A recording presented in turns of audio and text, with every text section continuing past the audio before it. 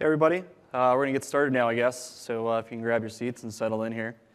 Thanks for coming today to this talk called They Don't Hug Back. My name is Chris Munns. I'm a solutions architect with Amazon Web Services based in our New York City office. I'm also joined up here by Martin-Rhoads from Airbnb based in San Francisco, one of their SREs. And so with that, let's get started. So why are we here today? My job as a solutions architect is working with customers of all different shapes and sizes and helping them build and move their infrastructure to AWS's cloud. And what I find is that old school IT practices continue to weigh companies down every single day as they're looking to move to the cloud and as they're looking to move away from old school physical infrastructure to a dynamic, kind of highly virtualized cloud environment. So I'd like to start off the session today with a quote. This is a great quote. Everything now is a programmable resource. There are no physical things anymore in the cloud. Things that you need to do by walking to the data center, by hugging your servers, by dealing with your cervicals in a physical sense, you don't need to do anymore. And believe me, I've hugged enough servers in my life. They do not hug you back. This quote is from Dr. Werner Vogels, the CTO of Amazon, from last year during his keynote presentation here at re:Invent. And so if you are what I would term as a server hugger here, you're thinking to yourself, but I love my servers. I love going to the data center. I love interacting with them. Another quote is that they hate you, actually. I honestly believe that they hate you. At least that's how they've always behaved towards me. This is also from Werner in his keynote last year. So now that we've kind of established that, and we've gotten through the fact that as much as you love your servers, they may not necessarily love you as much back. So where does server hugging come from? Where is this term? What does it mean? So what are some of the things that we do that define someone who is a server hugger? So what I consider one of the most primary things that we do is we name them. We give them all sorts of really interesting, creative names. So why do we name them? We name them because we had to find them. Where did we have to find them? Well, we had to find them here. More importantly, we had to find them somewhere in here. If you come from a large environment where you've got several racks, several cages, maybe several data centers, you had to know where to find these things. You had to know where they would be located. And boy, you had a really bad day if this thing was out of tape and you were racking a bunch of new equipment, because then no one was ever going to find anything that you just racked and plugged in and started working with. So why did we have to find them in person? What was really the reason that we had to go and do this? Well, we had to because we had to fix them, right? We had to go there and deal with these servers. So what was the real reason for having to go there and do that? Well, we had really finite resources that led us to having to go to the data center to touch these servers, to interact with them. We had a finite amount of servers, we had a finite amount of space, and we had a finite amount of time. So if we had infrastructure that was down, if we had infrastructure that was broken, if we had to replace a number of servers, this was something that we had to go there in person, we had to do it, and we had to do it quickly, because if we didn't, well, there was a lot of things that we were wasting. Dead servers meant dead space on our racks. We have a finite amount of space in our racks usually. I don't think most people have an infinite amount of physical rack space in the data centers. That dead space is wasted money. You're still paying for power and cooling. You're paying for the space. And you've got this server there that's probably not doing anything for you. Dead servers could also equal worse performance. So you've got this now useless piece of hardware, again, sitting in your data center, not doing anything for you. If it was part of a larger pool of servers, part of a web pool, you lose a couple of these, and you're going to start having performance problems with your applications. So where else does server hugging come from?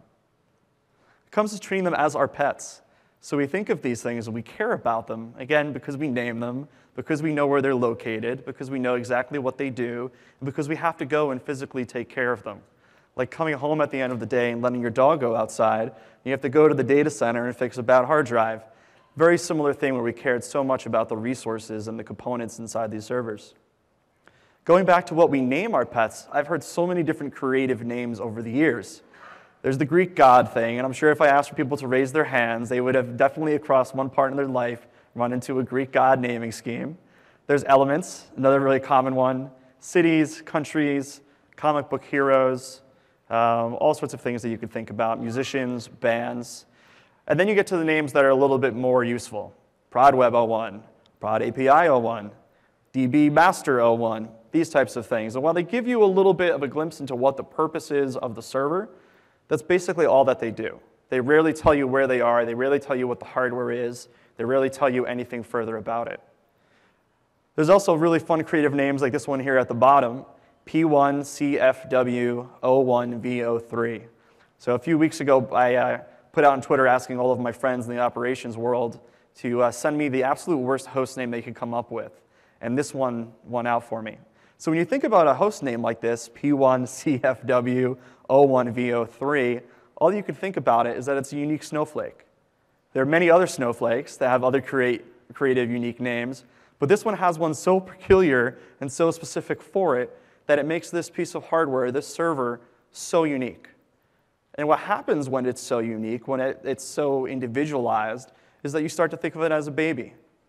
And you sit there and you watch over your server babies, and you care about each of them, and you think to yourself, oh, look at P1CFW01V03, how cute it is. I wonder how it's doing today. Is it cranky?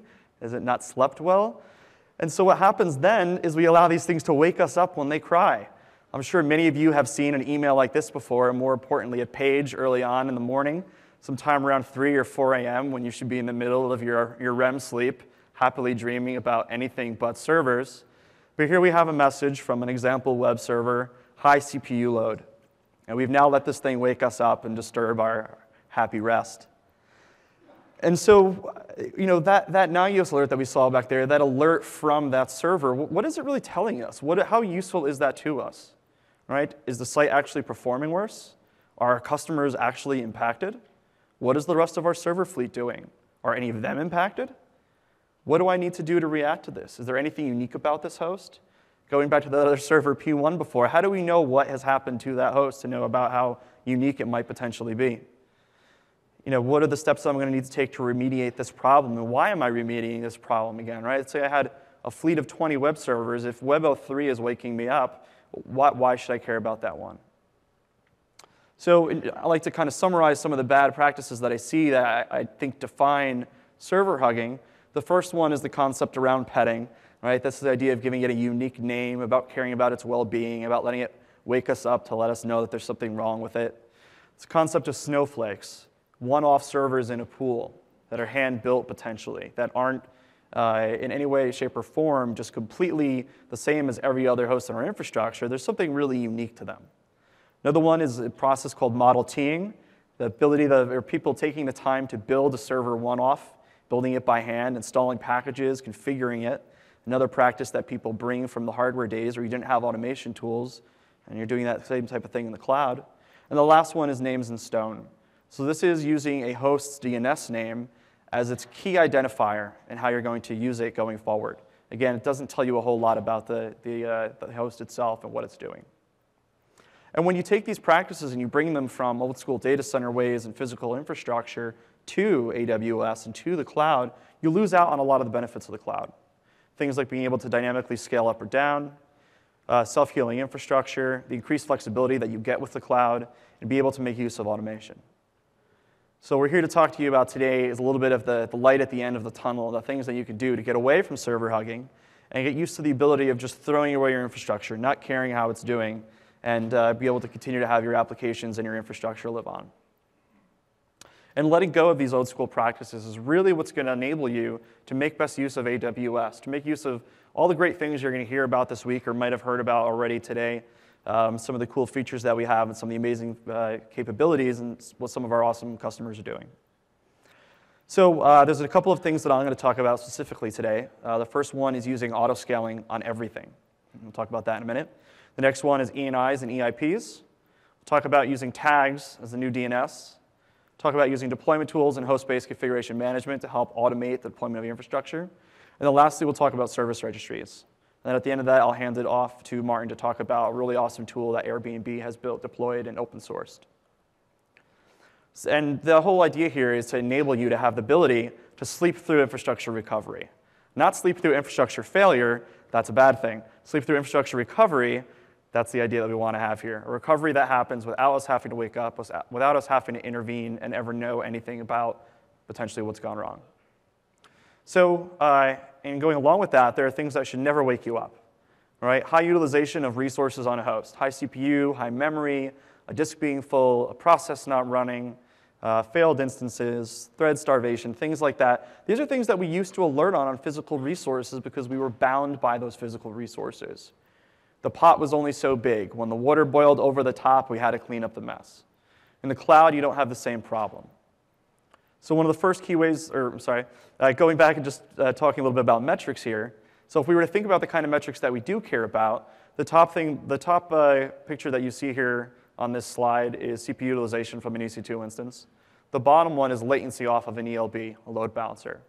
So if we were to think about the types of things that we would want to wake us up, well, CPU utilization isn't one of them. Latency off of an ELB is.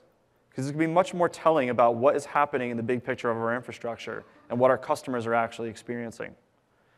So I urge you all, when you go home after your time here at reInvent, go back to your office and clear out all of those CPU checks from Nagios and start thinking about checking for resources that actually matter to your users and to your applications. The things that we do when we react to these type of alerts, right? We look at logs, we look at graphs like the ones I just showed you, and then maybe we're restarting a service or rebooting an instance or doing something similar. These are some of the most common things that we do if you're dealing with on-call, if you're taking care of an infrastructure. But the problem with this is that the first two that you're doing are actually already in the past. The second that you look at data in a centralized log tool or you're looking at graphs, the information is dated. You don't really have a way to be sure that it is accurate right this second until you wait for the next refresh of it, in which case that data is dated. So we're constantly looking at past data. That's not something we need to be doing as humans. The next thing is the way that we react to these things. There are very common ways that we deal with it. Again, we're dealing with computers. All of the things that we are doing to these computers are computerized. So why are we manually going in, restarting a service, restarting an instance, adding more, killing some, things like that? So everyone here should be familiar with autoscaling. It's a part of EC2 and part of the AWS platform, really awesome service. If we were to look at a traffic graph here, this was actually an old slide here for us here at AWS. This was web traffic to Amazon.com in November one time, kind of a rough estimation of it. And what typically most companies would do when they're doing capacity planning is say, draw a line above 15% of potential peak capacity, and that is what we will build out, 15% above peak utilization, and then put our capacity at that.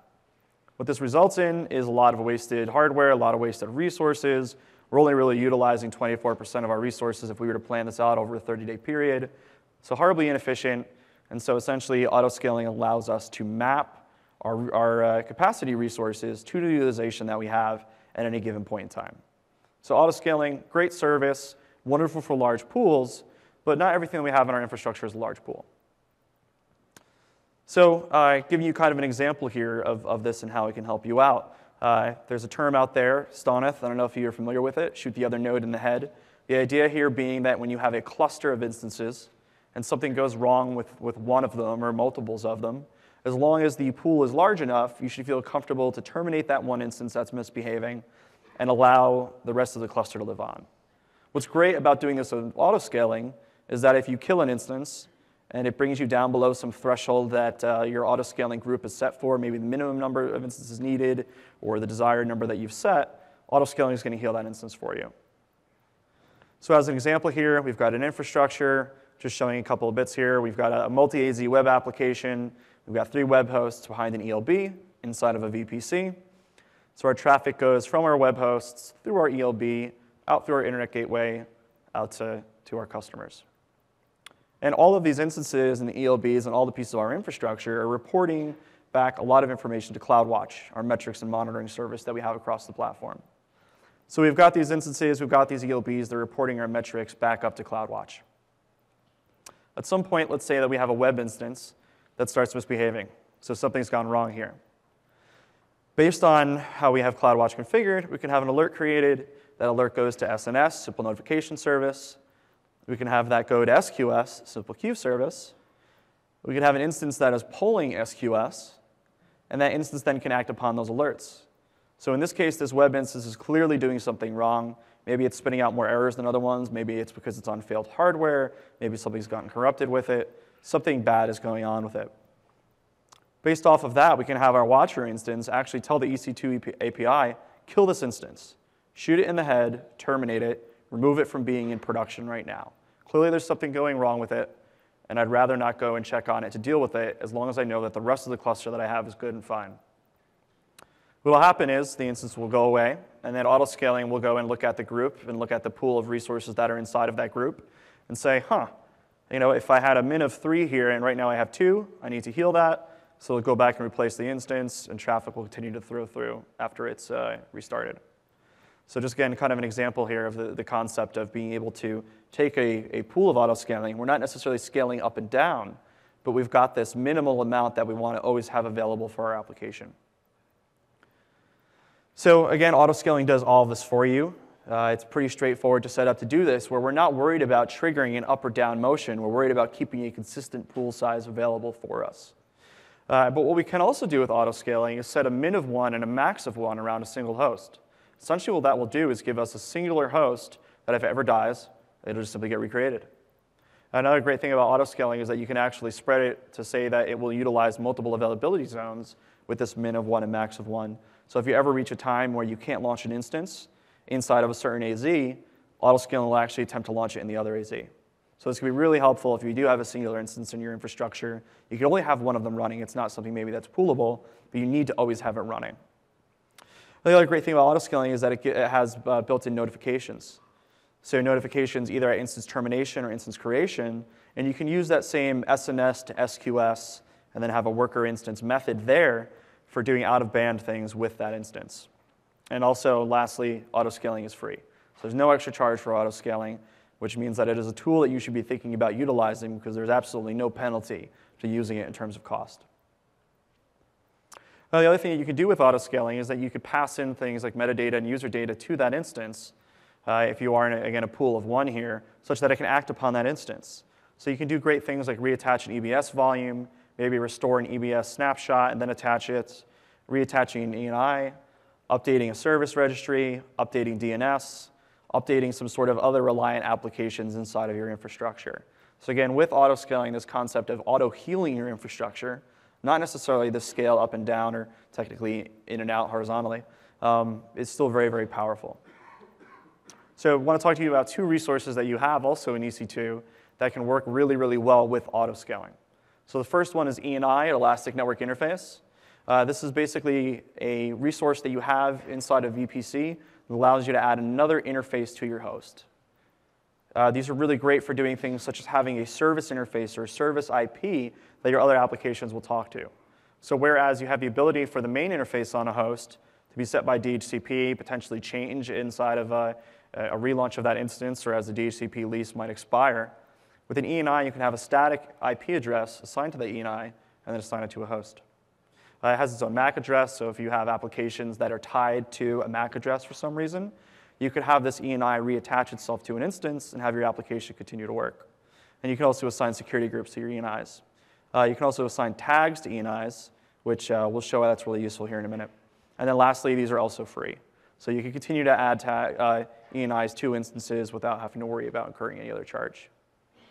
EIPs, I'm sure everyone is actually familiar with this one, been around for a while now, Elastic IP addresses. This is the ability for you to assign another IP address to an instance to give you a static IP address, usually externally facing. And these can be assigned directly to an instance or to an ENI. You have that option inside of VPC. And it doesn't replace the private IP address. So inside of your infrastructure, you still have whatever private IP there might be inside of your VPC or an EC2 Classic. And there's a small hourly charge for them if they are not attached to an instance. So generally, you want to keep on top of these resources if you're not utilizing them. So ENIs are really powerful things, and I'm actually very surprised my customers don't utilize them better because there's a lot of functionality you get with them. So you can use them to create a management network. Again, maybe you want to attach an ENI to a host that lives in different subnets, all talking to the same host, such that you don't have to worry about opening up a single IP address or opening things up outside of that subnet to that host. You can do certain appliances that we have make use of them. So some of the appliances that we have that are available in our marketplace make use of ENIs to allow traffic to be routed through them or for security services and things like that. You can create dual-homed instances, pretty self-explanatory. But then the last one is really the most important, the ability for you to create a low-budget, high-availability solution. So how exactly would you do that? So I'm going to walk you through a quick example scenario here of healing a single instance and using an ENI to give yourself a highly available application. So assume we have our infrastructure here. We're inside AWS region. at the EC2 API. Maybe we're using CloudFormation to deploy this application. We have a VPC, and in this case, we just have a single subnet. We've got a NAT instance and an internet gateway, so the host inside of our VPC could talk to the outside world. And then we have our app instance, whatever it might be. So we're going to wrap this app instance inside of an auto-scaling group. And then what we're going to do is we're actually going to create an ENI for it that our other infrastructure will talk to that ENI instead of talking directly to the instance. And maybe we'll have our critical application data on an EBS volume. And so they're attached, and then our other instances are talking to the ENI. So let's say that something bad happens to this instance. It's on failed hardware, something gets corrupted with it. We do shoot the other node in the head with it, which you could do in this case, and so it dies. So it goes down. Our instances that are trying to talk to this instance can't talk to the ENI because the ENI is no longer attached to anything. And so technically, for a short period of time, we would not be able to reach this service. So because we're in auto-scaling, it's going to take that terminated instance, it's going to replace it with a good one, and then what we can do inside the user data and the metadata of this instance is do some bootstrap actions. So what we can do is talk outbound to the EC2 API and say, hey, I need to attach this ENI and this EBS volume so that I can start up my applications. So you reach out to the EC2 API, tell them that I need to attach these resources, attach the resources, and then my instances can start talking to this host again. This whole process can happen in seconds to minutes, depending on how long it takes for your EC2 instance to boot up, again, based on your AMI. So a really quick way to give you a very quickly healing component in your infrastructure with very minimal downtime. If we were thinking about how this would work behind the scenes, let's say that this is the ENI that I have launched for this instance. This is an example from a CloudFormation template. The two things that the things I really want to call out on here, if you look at the properties group, are tags. So you'll see here that I have two tags. I have a key for name and a key for project. And the rest of it here, just a subnet ID and a private IP address, not as important right here. If we were to think about what would be necessary for me to attach this ENI to my instance programmatically, it's actually very simple. So this is what would be required to do it in Boto, our Python SDK that we have. I am not really super strong with Python, so for this slide, I wanted to challenge myself to figure out how to do this. And so it might look like a whole lot of stuff going on here, but there's really only three things that we're doing. We're connected to the API. We're saying, hey, give me the ENI that matches these tags. And then we're attaching that ENI to our instance. So again, here, if we were to look at this code, if you go down to the fourth line, I'm filtering by the name of a tag and the name, of an ENI and the project that are associated as tags. And then down below further, I'm attaching it to the instance. So these short 8 lines, 7 lines of code right here are all that we would need to put into the user data for my instance to reattach that Elastic Network interface. And inside of the auto-scaling group, again, this will heal for me. So the next thing I want to talk to you about is using tags as a source of truth in your infrastructure. Again, with AWS resources, many of the resources, most of them these days, you can add tags. And you can tag them however you want. This is a key and a value that you set yourself on that resource. And comparably, I like to think of it as a good replacement these days for DNS. So we're all familiar with DNS. We all use DNS. If you're on the internet, you use DNS. But if you think about the original purpose for DNS, it was really just to address systems out on the internet. It's to let you know, hey, this is how you get to this server that is over here on this, for this web property or for this college or institute. And then this is how you get to this other one. But today we rely on DNS for so much. We give really descriptive DNS names, right? Going back to the examples I had before. Well, then again, some of them aren't as descriptive. For instance, Zeus and Beatles. But some of them might be. Prod-API-01, Prodweb001, things like that. Our good friend P1 from before. We give these DNS names, and then we use this as a structure for spelling out inside of our organization how people are going to know what host is doing what. And then what happens is you bring in someone new into the team, and they have to spend 3 months learning the DNS patterns that you have inside your company, and they're ones that really aren't transferable anywhere else. So it's something very siloed, very unique to you. It's really not a great thing that you could share with the wider world. DNS only tells us really a single thing about a host. Right? It's a name to IP mapping. There's no further information about that host via that DNS record. You also have to worry about DNS and the fragility of it. Right? If you're doing DNS inside your infrastructure, usually you have a primary and a secondary. There's replication between the two of them. There's fragility there. You could have split brain. You could have all sorts of issues. And then lastly, one of the biggest problems with DNS is caching. Caching, caching, caching. I think anyone here who's ever administered DNS knows that caching is your single worst enemy as well as one of your best friends. But in DNS and our infrastructure, it can cause a lot of problems. So with tags, what you have here is a much better flexibility in being able to have multiple tags assigned to a resource and then using those tags to find out more about that resource. Again, the key and the value are totally up to you.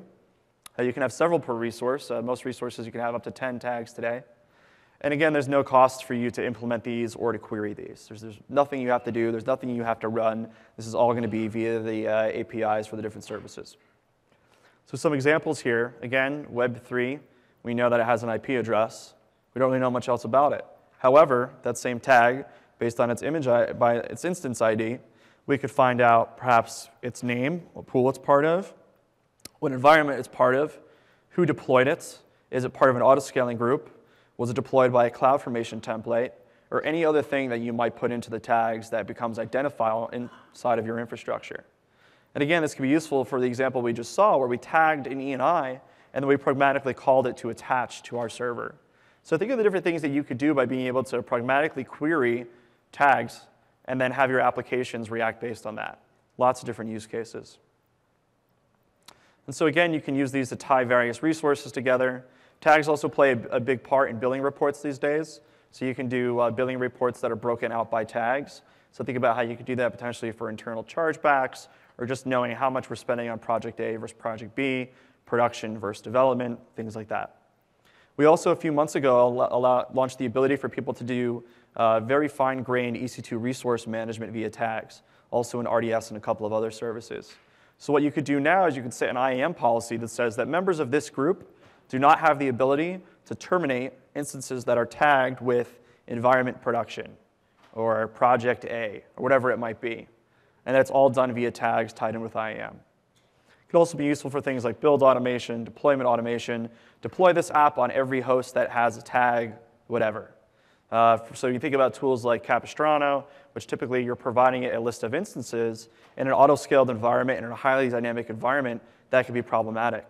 So what may make more sense is to say, give me all the hosts that match the tag web or name web, and then run my deployment tool against all of those hosts to deploy out my new code.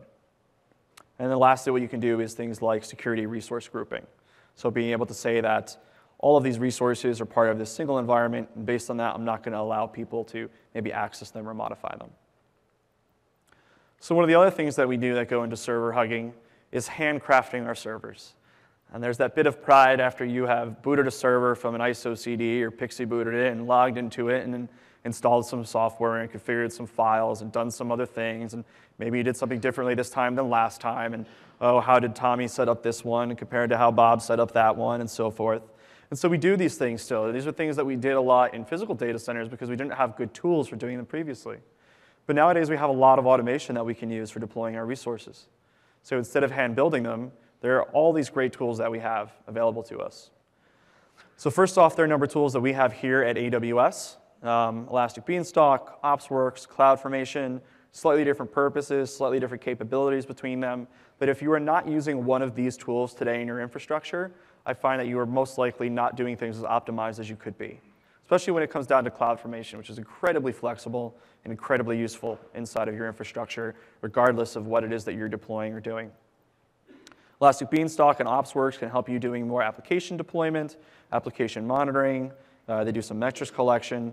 And OpsWorks actually ties in with OpsCode Chef. So lots of capabilities there, lots of things that you can do to automate the building of your infrastructure to get away from doing them by hand.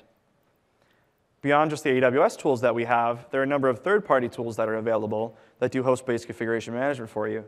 Hopefully most of you in this room are familiar with some of these names that are up here on the slide here. Companies like Chef, Puppet Labs, SaltStack, Ansible, CF Engine, and tools like Fabric.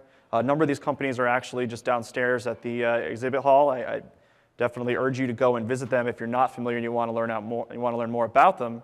But these are really great tools to help you, again, in building out your infrastructure. They all more or less do a lot of the same thing, right? They're going to install packages for you. They're going to set up configuration files, maybe create users, create groups. start and stop services. So the kind of things that you're doing every day manually, these tools get you away from having to log into a host to do something for them. They all have their own syntax, and that sometimes is a bit of caution for people. But for the most part, they're not too dissimilar. There's only so many ways that you can write code that are going to install a package on a host.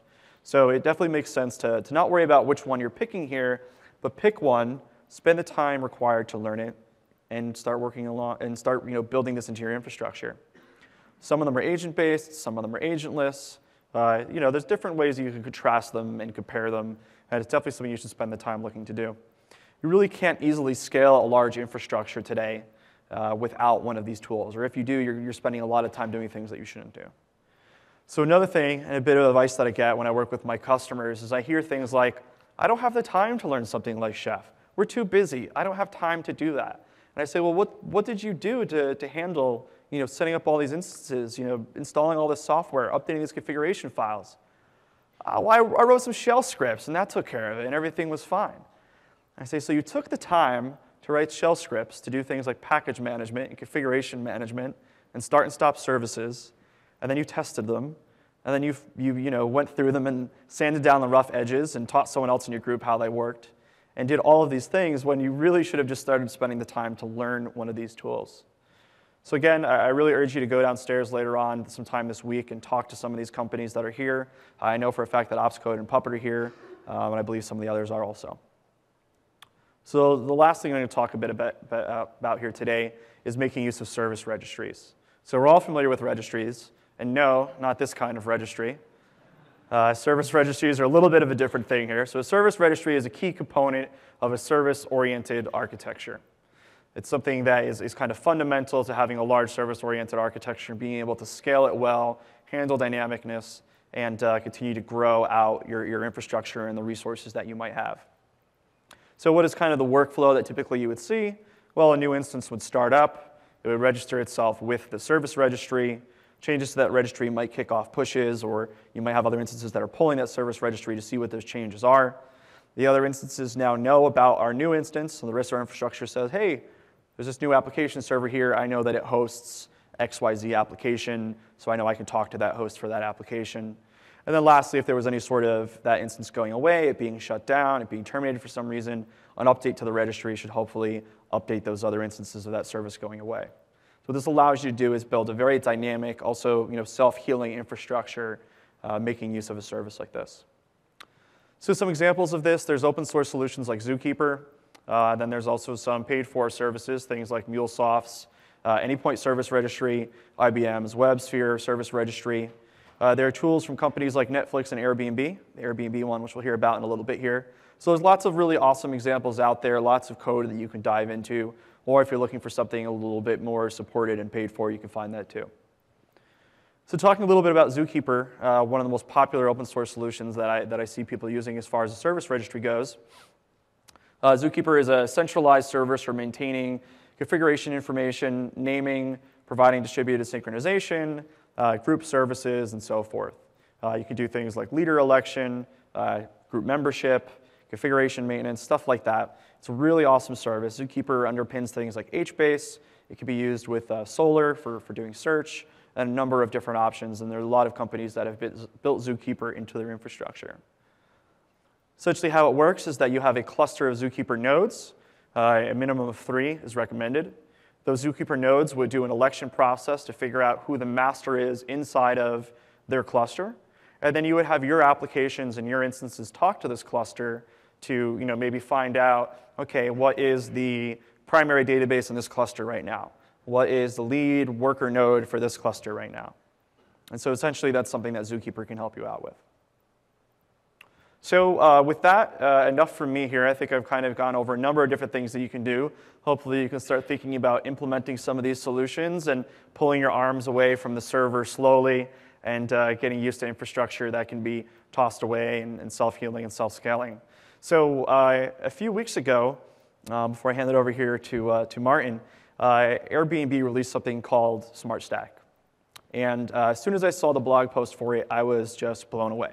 This is an example of a customer of ours writing really awesome software, really getting the cloud, and really following these kind of best practices that we try to preach. And so as soon as I saw it, I reached out to Airbnb, and I said, I need someone from your company to come to Las Vegas and speak at my session. Luckily, Martin replied and was available. So with that, I'd like to introduce Martin-Rhoads from Airbnb.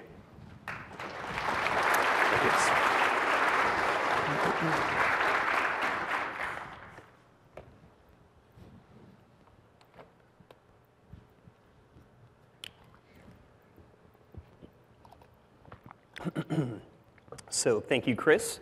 Yeah, so like Chris mentioned, we released SmartStack 2 weeks ago. It's how we solve service discovery within Airbnb. Chris asked me if I'd like to join this talk, and I'm a very much against hugging servers, so I had to say yes. There was no other option. But it fits in quite well. So it's basically designed to help you build service-oriented architectures. First, let me start by pointing out this was built by myself and a coworker, Igor. Igor is one of the fantastic engineers that I get to work with at Airbnb. And he has a really strong background in coding, specifically around automating systems.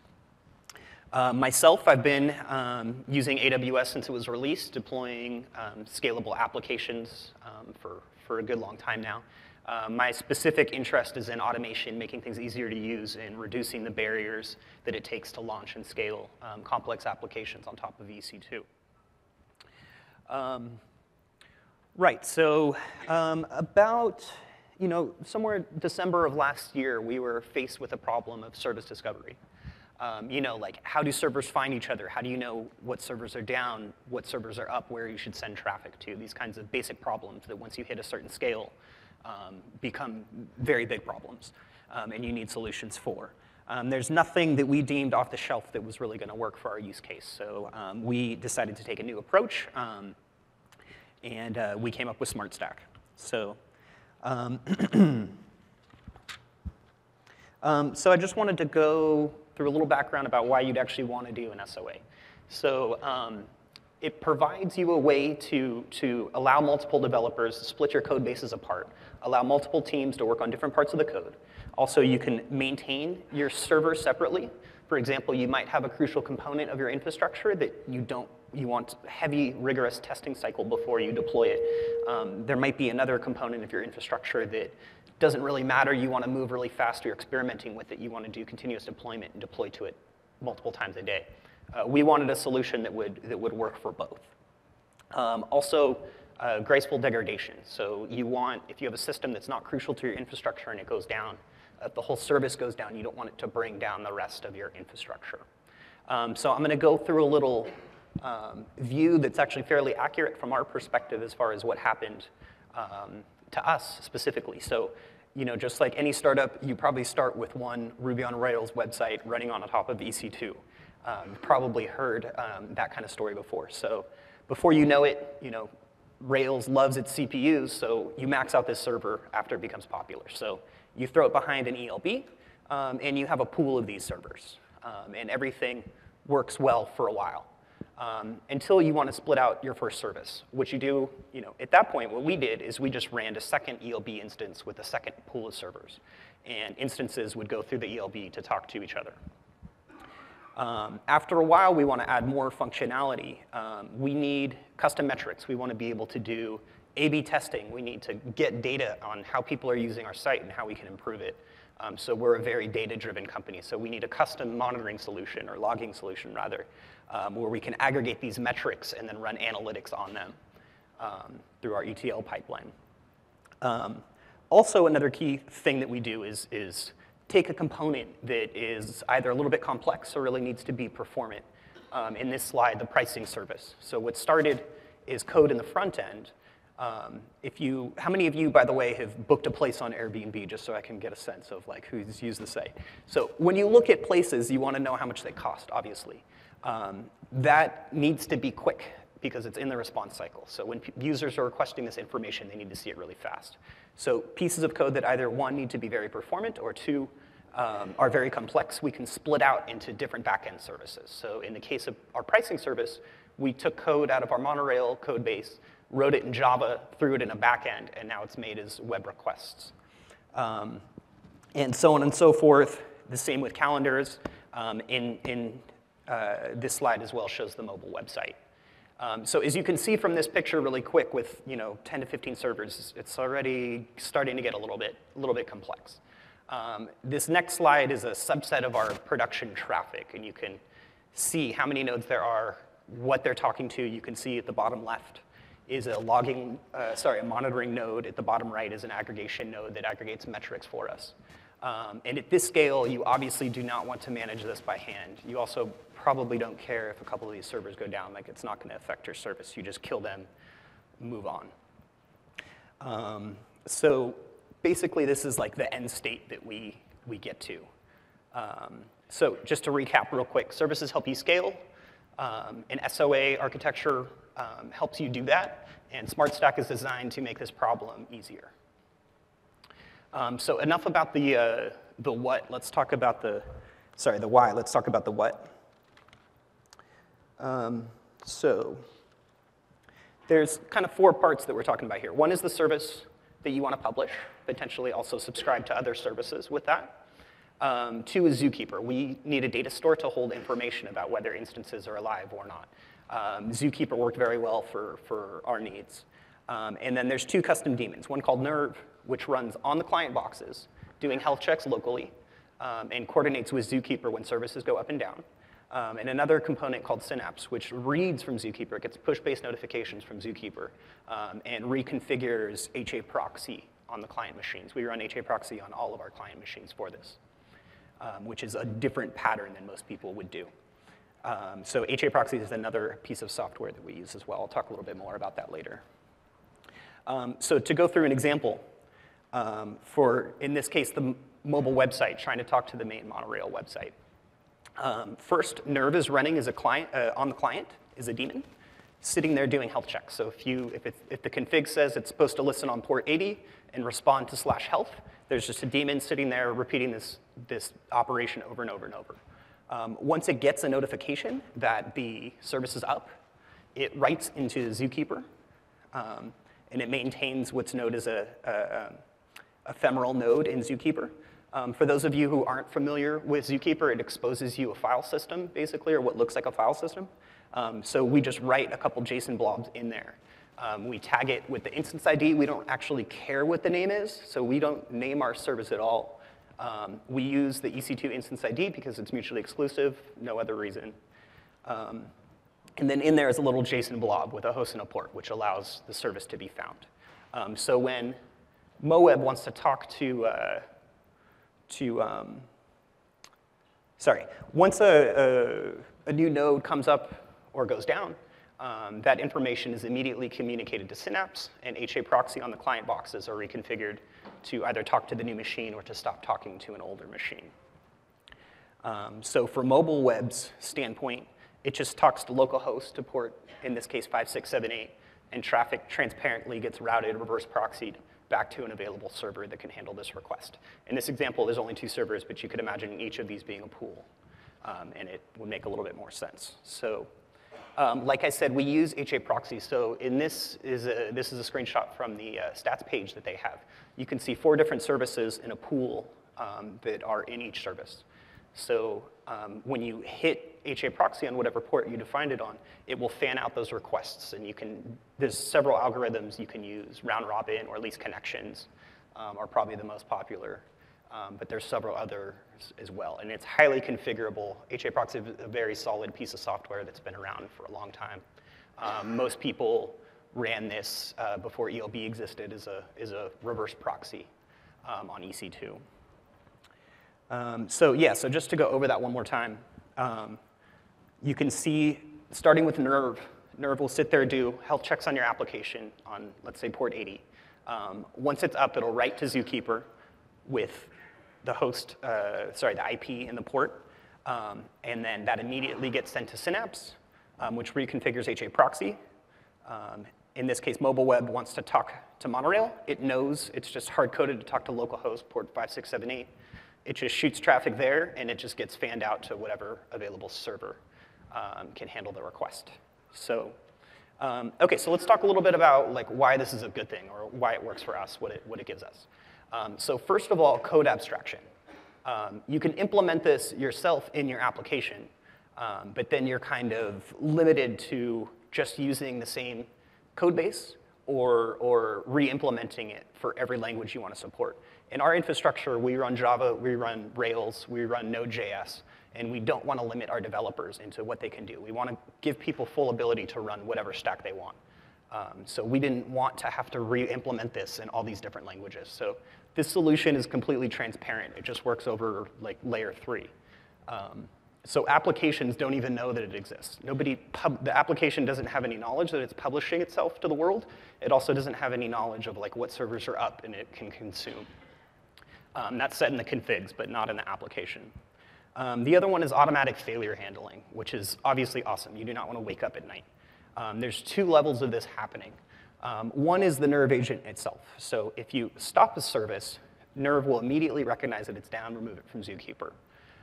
Also, if Nerve dies, it's using what's known as a ephemeral node in Zookeeper, which will be removed after a certain timeout if there's a hard stop on the server, if it can't close the socket correctly.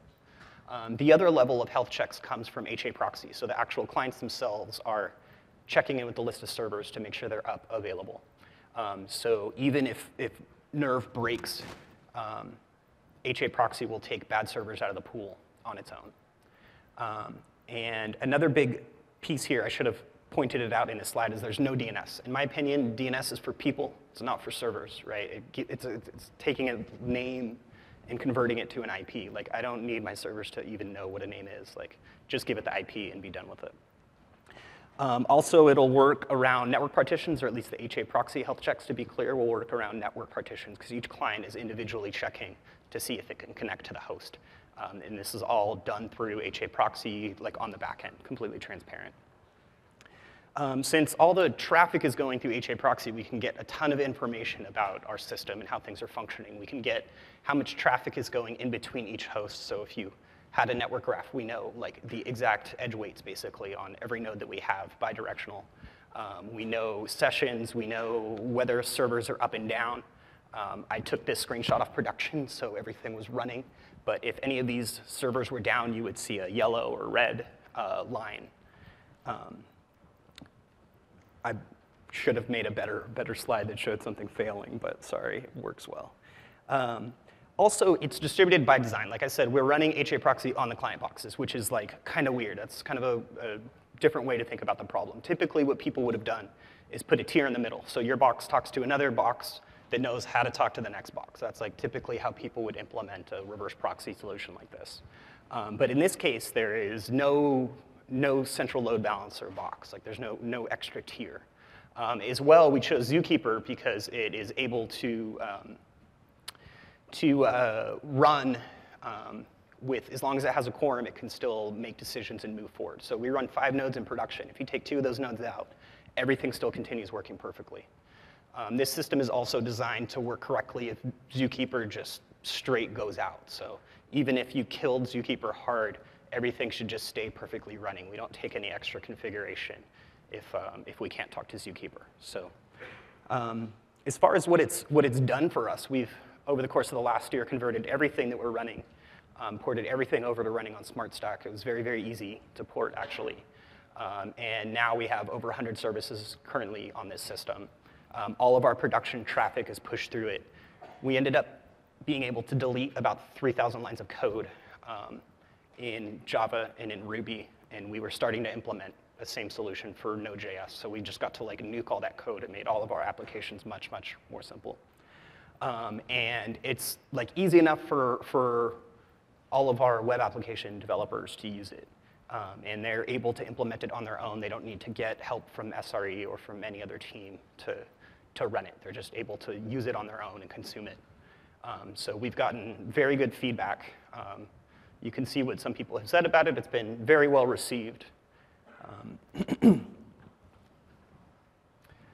So as far as the future, we're continuing to improve our testing suite. It's not as full as I would like. Zookeeper does have plenty of edge cases that can kind of get tripped up on. So we're working to expand the test suite. We're working actively with the community to see what people want and what direction they want to push it in. We've been working on things like Docker integration and other models to more dynamically configure Nerve and Synapse without restarting them. So if you guys are interested, all of this code is open source. There's a Vagrant setup that will basically, with one command, launch the test suite after configuring an instance.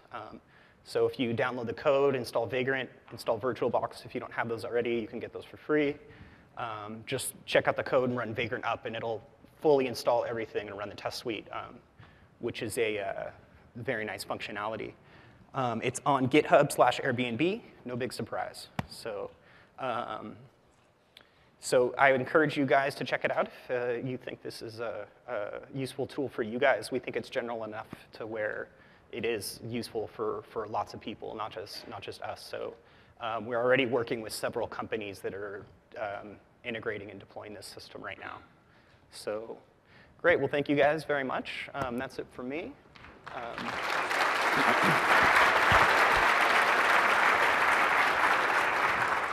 Thank you, Martin. So just in closing here, first of all, thank you all for attending this session today and coming out to reInvent. And again, on behalf of Martin and myself, thank you very much for coming to this session.